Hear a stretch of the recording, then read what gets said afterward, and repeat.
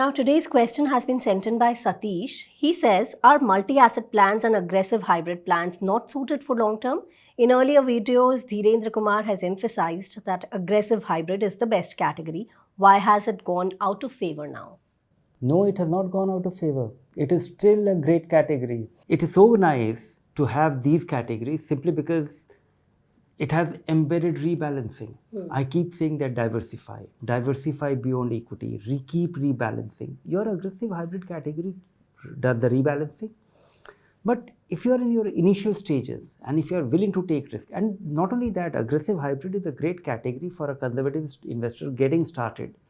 Because most investors, when they start, and when they are very excited about investments, they are very optimistic about the market. Normally, they are disappointed soon after investing, and this is where this category helps. The multi-asset fund, as well as more than multi-asset, balanced advantage, or the aggressive hybrid fund, because it has a built-in shock absorber. It has the cushion. They don't fall freely when the market crumbles, which normally it does all the time in the interim.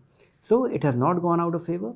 For conservative investors, it's a great thing. For investors who have accumulated and they want to keep money 75% into equity, 25% into debt, it's a great category.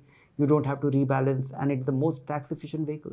What I said about multi-cap fund was in the context of the best equity category for the long term.